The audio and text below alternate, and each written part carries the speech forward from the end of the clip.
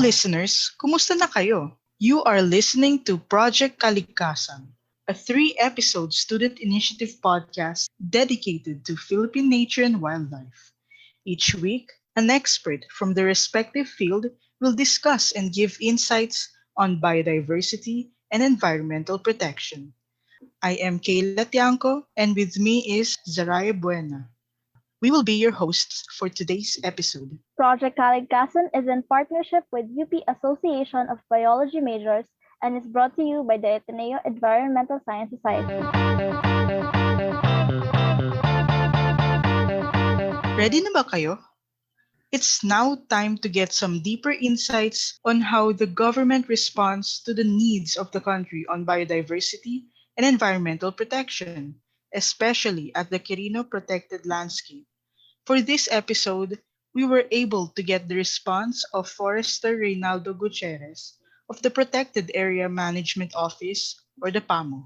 Our special guest for today, Forester Reynaldo Gutierrez, is the Protected Area Superintendent of Quirino Protected Landscape. As the Superintendent of the Protected Area Management Office, or PAMO, an office under the Department of Environment and Natural Resources, Mr. Gutierrez is responsible for supervising the day-to-day management, protection, and administration of the protected area. He also serves as the Chief Administrative Officer and is tasked with establishing a productive partnership with the local community. So, with this setup that we have today because of the pandemic, ang hirap talaga to conduct these interviews. Because I have my own fair share of disconnections during online classes. How about you? I think you have to. Yes, I agree. Because when it comes to classes, sometimes hindi tayo maka-attend because of internet provider issues. Sometimes we have problems with synchronized classes schedules, no?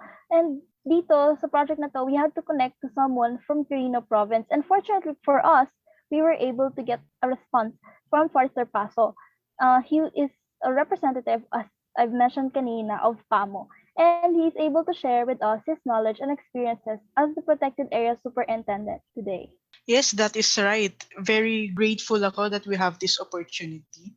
And even though wala si Forester Paso today, with here today as we record this, I'm grateful rin that he's able to reply to us and addressed all the queries that we sent to him about the Quirino protected landscape. If I'm not mistaken, I did a bit of research also before doing this. There are numerous protected landscapes and parks naman all over the Philippines. So, do you mind sharing with us why we chose this QPL for this episode? Yeah, that's true. When it came to the decision where we had to choose which protected landscape to feature in this episode, no, naisip natin, masyadong madaming protected areas in the Philippines. And nung tinanong tayo kung ano yung pipiliin natin, it was a very difficult question to answer. But, the protected areas throughout the country also protect various species of flora and fauna. From what I understand, the QPL is actually home to 17 or more than 17 threatened species of animals and 24 critically endangered species of plants. I think Forster Ray holds the answer to that. Yes, I do think na malalaman natin talaga kung what's special about the QPL through the course of this episode. So now I think we should really start and let's find out what he has to say on the general problems that the government has on environmental protection. Bali, under the national level, ang problema po natin dito is lack of personnel and inappropriate funds to be used on environmental protection. So dahil sa kakulangan po ng personnel ng PAMO at pondo, talagang nahirapan po tayo sa environmental protection issues or environmental protection activities.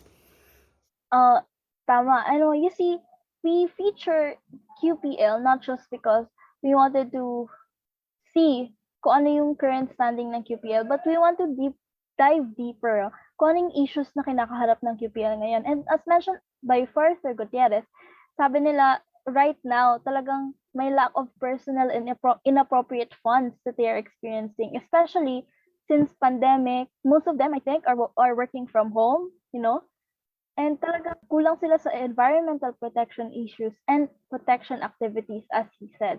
We were also able to ask him about the current situation on the environmental protection of the QPL. Actually, hindi maiwasan, there still have a timber poaching na na-apprehend, no, within the QPL. And there are land conversion issue within the QPL na kung saan itong dating mga grassland ay naging upland agricultural areas dahil nga sa hindi maiwasan na paggamit ng mga glyphosate o herbicide na siyang pong nagtra-trigger ng opening of new agricultural upland areas. And then ang isang issue rito, itong overlapping of tenured areas. Kasi itong QPL, large portion of the QPL are part of the Certificate of Ancestral Domain Title of the Bugalot and Agta tribal communities. Dahil nga sa pagkakaroon ng overlapping, of course, alam natin lahat na itong CADT ay mayroon din silang batas, itong IPRALO, itong RA 8371, no? The Indigenous Peoples' Right Act, na kung saan they have their ancestral domain sustainable development and protection plan na kung saan hindi naman nagtutugma kung minsan sa mga provision natin sa protected area. So dyan, medyo nahirapan tayo na mag-insist yung mga PA policies natin within the CADT areas.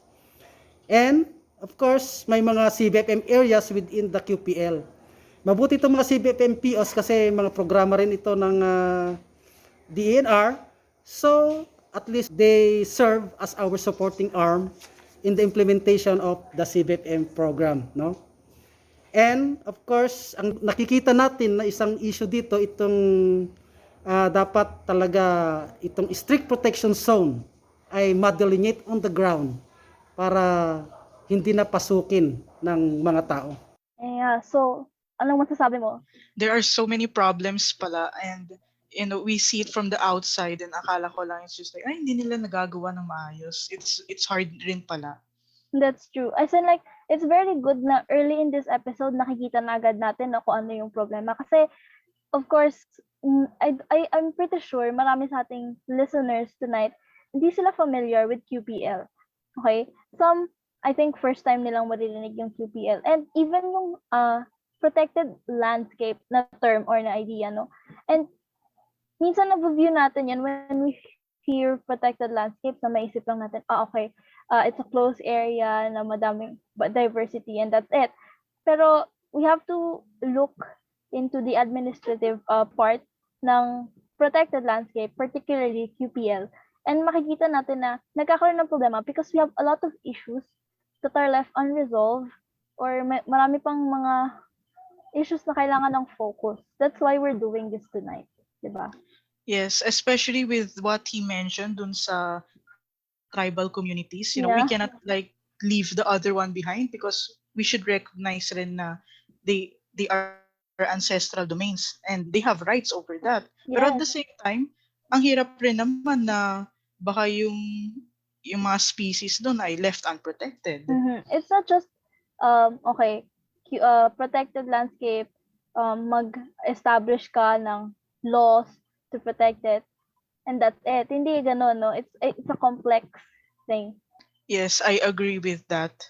And earlier, remember when we started this episode, we were quite unsure of what the QPL has on why we chose this protected area. Mm-hmm. All forms of biodiversity should be protected.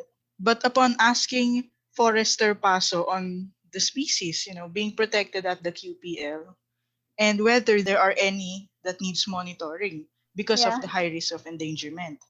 And I am glad that this is going to be featured on our podcast. Let's listen to his answer to this question. Of course, itong Philippine Eagle, may sighting kasi ng Philippine Eagle sa Nagtipunan, Quirino. Actually, may regular monitoring po ng team doon na minomonitor itong Philippine Eagle, itong mga kalaw, tariktik, baboy ramo, itong usa, Philippine deer, at marami pang mga species ng ibon na talagang minomonitor ng BMS team. Actually, ang Sentro Nagtipunan ay nagkakandak ng quarterly monitoring activities through BMS, itong Biodiversity Monitoring System. At actually, we have established permanent Biodiversity Assessment Monitoring Area. So, bali, naka-establish ng 2 kilometer transect line na yun ang minomonitor ng grupo regularly. And of course, monthly itong pagkandak ng smart plowing patrol, no? Na kung saan minomonitor yung forest status at mga threats sa kagubatan natin. So may regular na team na nagmo-monitor po rito to conduct observation and monitoring on the forest status within the QPL. Yan, ayan. So, kanina na-introduce tayo sa issues.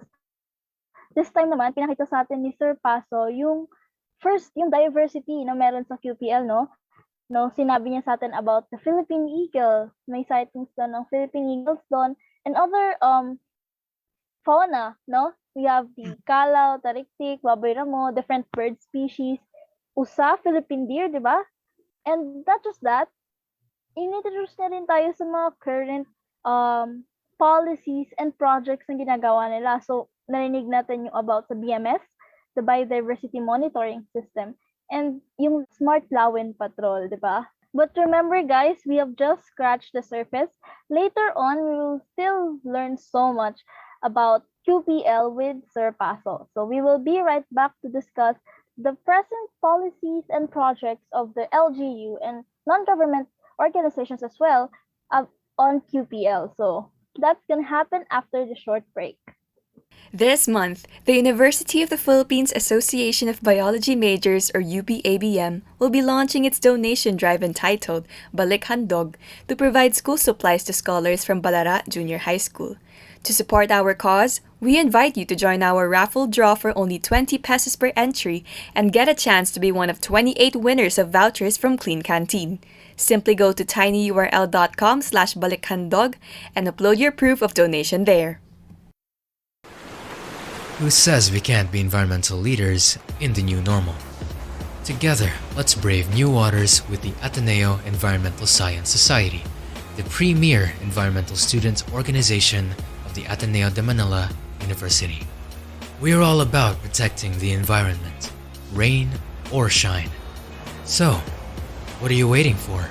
Check us out on Facebook, Twitter, and Instagram at Ateneo ESS, and together, let's be a #Force for Nature. Project Kaligkasan is in partnership with UP Association of Biology Majors and is brought to you by the Ateneo Environmental Science Society. All right. Hi, listeners. We are back. And as I've mentioned kanina, we will now discuss about the current LGU and NGO policies in QPL. So our next question for Sir Paso was, with so much species that we need to keep an eye on, we had to ask him about the projects of the national government, the local government unit, and the NGOs that have been implemented in preserving such species.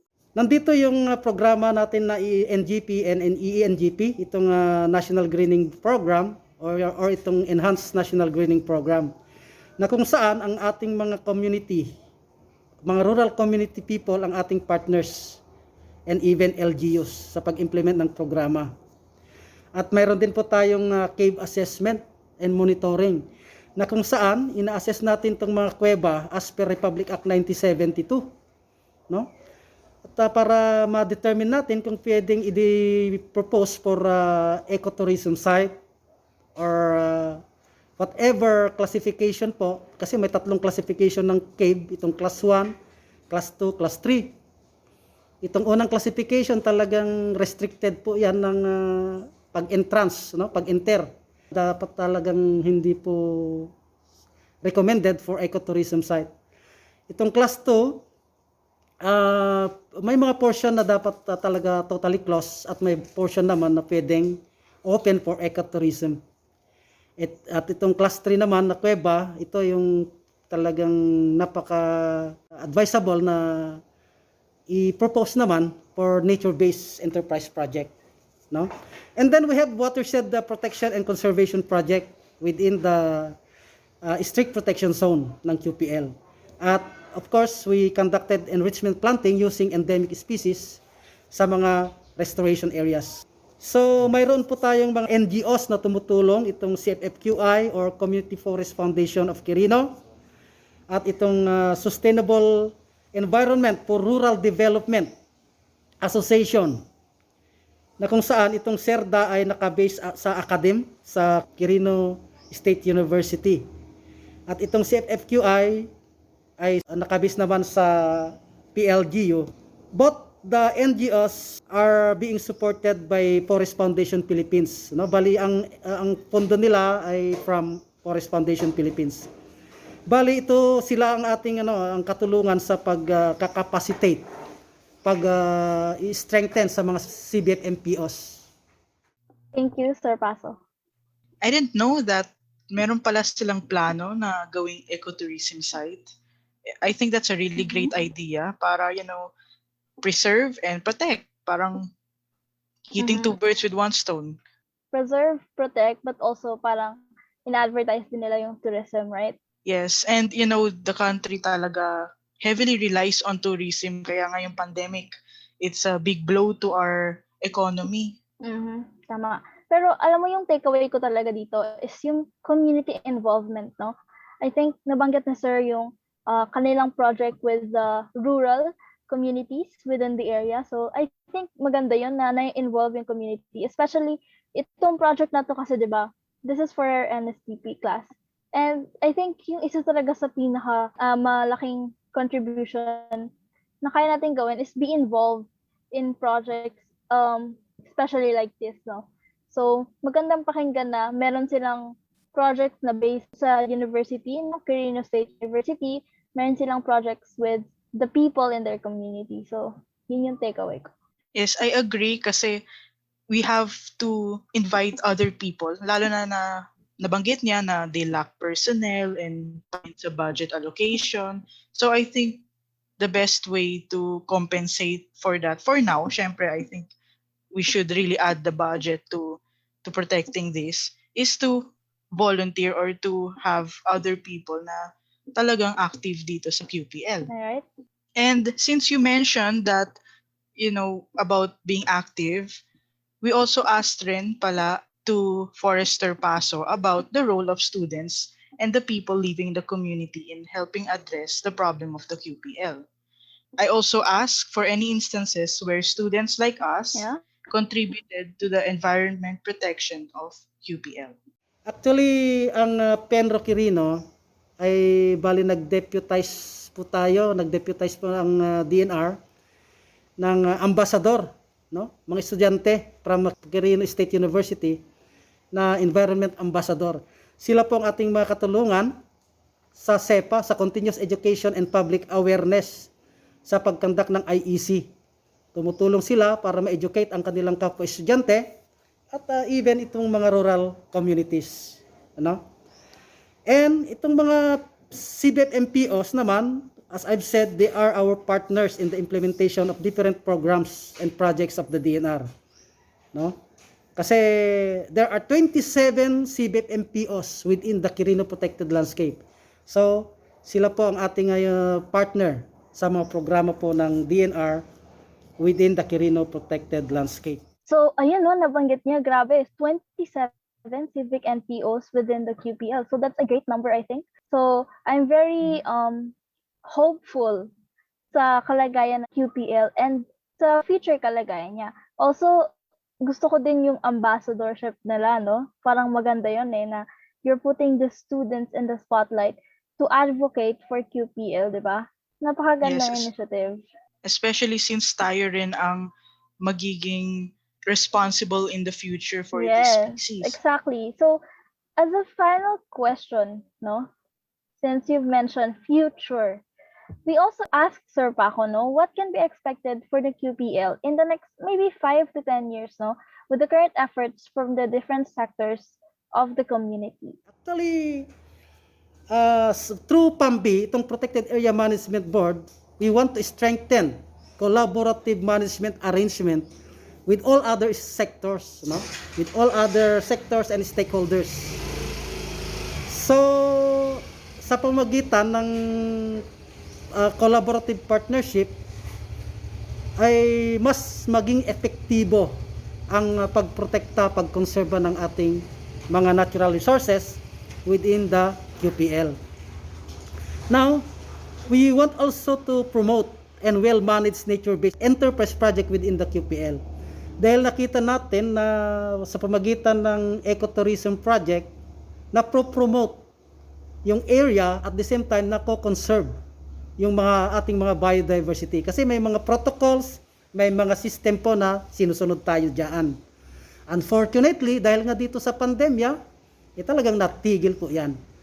Actually, we have identified several and potential ecotourism sites within the QPL. Sana talagang by that period, 5 to 10 years, maging sustainable siya, ma-develop itong mga prospected ecotourism sites.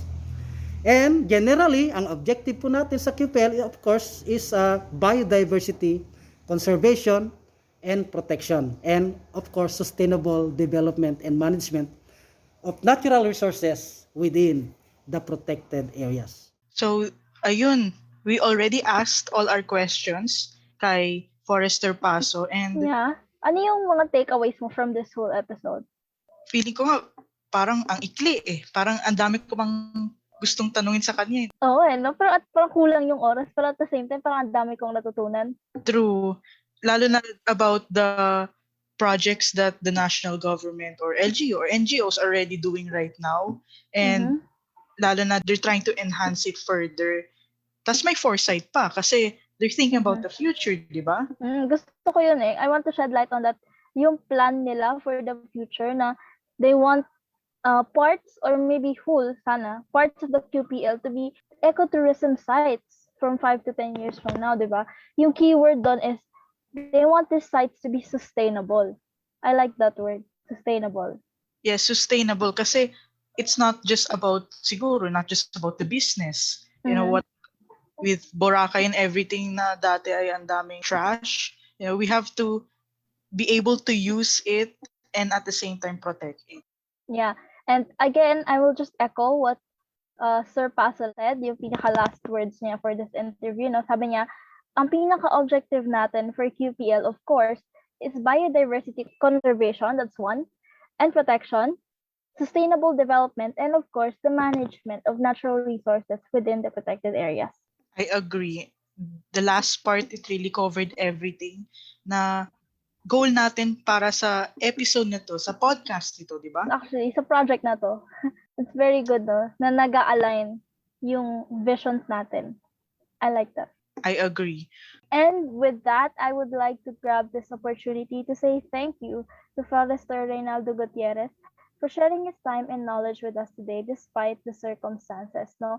Kahit na nabanggit niya sa atin na work from home siya right now and medyo hectic yung schedule dun sa Quirino. Talagang binigyan niya tayo ng chance to share his knowledge as a superintendent of the Protected Area Management Office. So thank you, sir. Yes, I agree. Very blessed po tayo na may response tayo from him. So once again, thank you po, Forester Reynaldo Gutierrez. Todo suporta po ang Project Kaligkasan sa mga goals and initiatives ng iyong office. And as a form of gratitude, we would like to present to you the Certificate of Appreciation. This certificate is proudly presented to Forester Reynaldo C. Gutierrez for sharing his time and knowledge as a guest speaker in Project Kaligkasan, a Nature Talk of the Philippines podcast. Given this 24th of April, 2000, signed by Pauline Lontok, Group Representative, and Carl Angelo Caluwag, NSTP CWTS Advisor. Thank you, Sir Paso. This month, the University of the Philippines Association of Biology Majors, or UPABM, will be launching its donation drive entitled Balik Handog to provide school supplies to scholars from Balara Junior High School. To support our cause, we invite you to join our raffle draw for only 20 pesos per entry and get a chance to be one of 28 winners of vouchers from Clean Canteen. Simply go to tinyurl.com/balikhandog and upload your proof of donation there. Once again, Project Kaligkasan is in partnership with UP Association of the Biology Majors and is brought to you by the Ateneo Environmental Science Society. Thank you for joining us this week on Project Kaligkasan, a nature talk of the Philippines. We hope that you picked up valuable lessons from our discussion with Forester Reynaldo Gutierrez. Stay tuned next week for another episode. You can't miss out what we have in store as Miss Nella Lamotan of Philippine Parks and Biodiversity shares with us the role of NGOs on Philippine biodiversity and environmental That's protection. right. Also, make sure to visit our Facebook page, Project Kaligkasan, for updates and for more information and infographics on our advocacy. That's projectkalig.kasan. While you're at it, you may also check out our podcast on Spotify, YouTube, and Anchor. Hit that like and follow button so that you won't miss any of our upcoming episodes. Once again, I am Kayla Tiangco, And I'm Zara Buena. and remember, show its worth, save the earth. Thank you. Goodbye! Yay!